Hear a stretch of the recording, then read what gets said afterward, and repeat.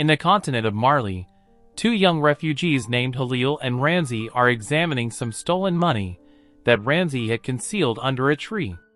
Halil is anxious about the situation because Ramsey lost his right hand for being caught stealing before, and he is afraid that he could lose his remaining hand if caught again, which would distress their grandfather.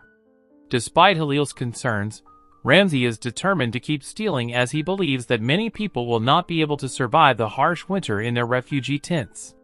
He even asks Halil to give the money to his family if he dies.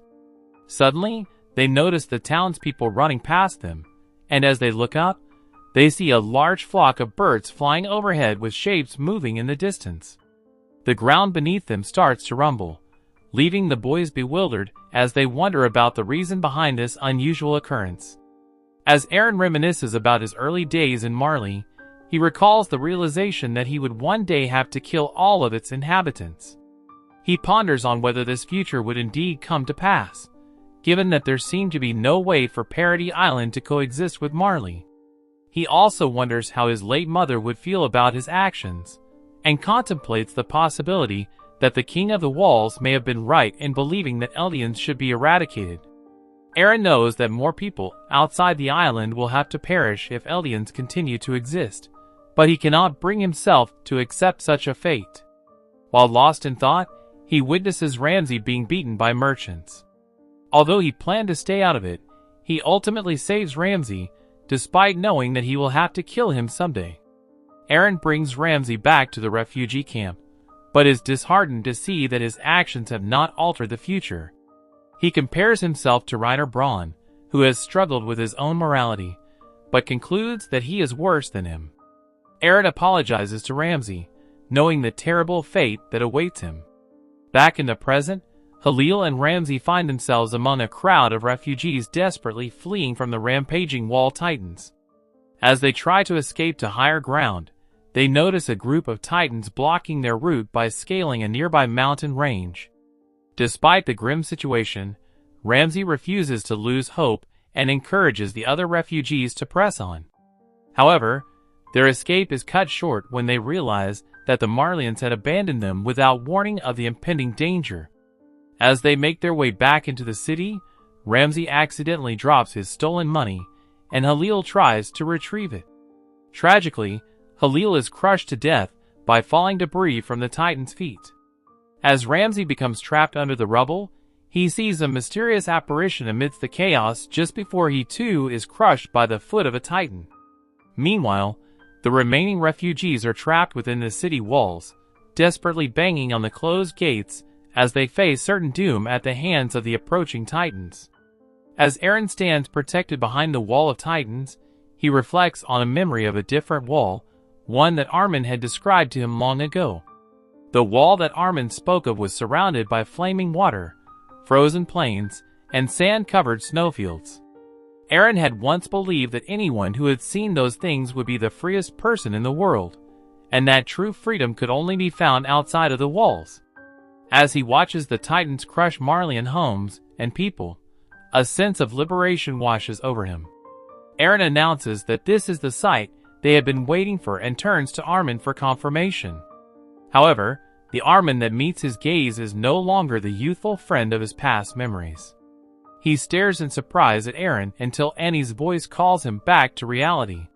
She expresses her gratitude towards Armin for the time he spent talking to her while she was encased in crystal, although she cannot fathom why he would bother with her. Annie suggests that there must have been more attractive and entertaining girls that Armin could have talked to instead. Armin explains that he talked to her because he wanted to, and he is surprised that she never considered this possibility despite Hitch's teasing. Annie believes that Armin's kindness led him to talk to a monster who has been his enemy, but Armin denies being a good person, given that he has killed countless people and has become a monster himself. He shares with Annie the dream he and Eren had of discovering the outside world, but Annie realizes that it was not the paradise they expected it to be. Armin agrees it was not, but he still hopes that the unknown world they were looking for is out there beyond the walls. Elsewhere, Eren rests within his founding Titan. As they arrive at Otaha, the Survey Corps and the warrior unit find the city abandoned. Hanjay begins to seek help from the Ajimabito family in preparing the flying boat to escape the impending rumbling. Kiyomi agrees to assist them in saving Hizuru, no matter the cost. Together, they move the flying boat into a hangar where the Ajimabito engineers can work on it. As they prepare the boat, Armin Arlert suggests keeping the explosives that were previously set around the flying boat, in case they might come in handy later on, instead of discarding them. Meanwhile, Eren remains inside his founding titan, as the fate of Paradis Island and the outside world hangs in the balance. In the midst of chaos, Falco grieves over Theo Magatha's demise and the devastation of Liberio. Peakfinger tries to console him, but she too is at a loss for what to do. As the rumbling engulfs the majority of Marley, Falco desperately questions their next move. Meanwhile, Mikasa urges Annie to test out the new vertical maneuvering equipment, as she is not accustomed to it. However, Annie declines, disheartened by the idea of saving humanity that has spent her entire life oppressing Marley and Eldians. With Marley's downfall, she sees no point in fighting, even though she pities the likes of the Ajimabitos. Observing Annie looking at Armin, Mikasa questions when her interest in him began, but decides to respect Annie's decision to not fight anymore. Mikasa informs Annie that Armin will be joining them on the flying boat, but clarifies that they plan to bring Eren back instead of killing him. Annie notices that Mikasa is not wearing the scarf Eren gave her, and Mikasa admits to still having it, but choosing not to wear it at the moment. Meanwhile, on the ship, Armin attempts to convince Levi to rest while Yelena awakens from her fever and shares her discussion with Eren about the military capabilities of the global Allied fleet. She expresses concern over the flying boat research base at Fort Salta and suspects that it will be Eren's next target to eliminate potential threats. During a meeting, Kiyomi suggests that Zeke's euthanization plan may have been the right choice, given their current dire situation. Hanjay agrees, noting that Eren didn't offer any viable solutions either. Peak, meanwhile, talks to Kiyomi about taking care of Gabi and Falco during the journey. She plans to lock them in their quarters on the ship for their safety. As they prepare for takeoff, the Survey Corps inspects their equipment, including Levi, who despite missing fingers, checks the grip of his blades with a shaky hand, insisting that 2 fingers are all he needs. Annie pulls her fellow warriors aside and expresses her concern about being the only one who's fleeing. Peak reassures her and Reiner apologizes for their past actions, saying they should have turned back then. Annie agrees and confesses that she almost killed him several times. The two share a heartfelt embrace, and Reiner asks her to look after Gabi and Falco.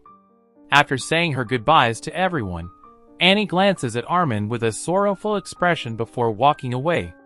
Mikasa inquires if Armin is alright with Annie's departure, and he responds positively, though he appears downcast shortly afterward.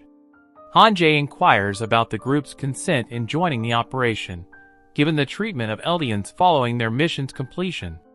Peak and Reiner vow to complete their task, as it was Magatha's final order to them. Hanjay suggests the use of the cart Titan to ride on, but Peak declines, leading to a snide comment from Levi. When Hanjay suggests that their deceased comrades may be watching them, Levi warns them not to start speaking like him. As the engineers prepare to fuel, Flock appears in the hangar, having clung onto the ship since their departure from Paradis Island. He damages the fuel tank by shooting the flying boat several times before Mikasa kills him with a hook from her vertical maneuvering gear. An engineer states that he can repair the damage within an hour, but as he reaches for pliers, the ground trembles, indicating the approach of the rumbling. As Flock takes his last breath, he urges Hanjay and Jean to reconsider their decision to leave, claiming that the island will be destroyed if they go. Hanjay acknowledges the risk, but stresses that they cannot give up now. Armin volunteers to stay and hold off the Wall Titans, but Reiner insists that he will do it, seeing Armin as their best chance to stop Eren. Hanjay interjects, reminding them that they cannot afford to lose any more Titans. As the leader who brought them this far, Hanjae takes responsibility for staying behind. Hanjae appoints Armin as the new commander of the Survey Corps, citing his unyielding desire for knowledge, and sends the rest of the group on their way. Before they depart, Levi stops Hanjae and urges them to give their all, finally saying, "Devote your heart." Hanjae accepts the encouragement and heads off to face the Titans. As the Titans draw near, Hanjae uses her skills with blades and thunder spears to take down enough of them for the flying boat to complete repairs and refueling. However, the intense heat of the wall Titans causes Hanjae's cloak to catch fire as the group rushes to get the flying boat into the water. As they take off, Levi bids farewell and Hanjae falls to the ground. When they regain consciousness, Hanjae finds themselves lying in a footprint left by a wall Titan. They immediately ask about the flying boat, but are surprised when Erwin informs them that it has already taken off. To Hanjae's surprise, they see the fallen members of the Survey Corps standing around them. Hanjae expresses their frustration to Erwin, questioning the difficulties they faced as a commander. Erwin agrees to listen. And this brings the anime to an end. Comment for part 2, don't forget to like and subscribe if you enjoyed, and turn on the notification bell so you never miss out on another video. Until next time, take care.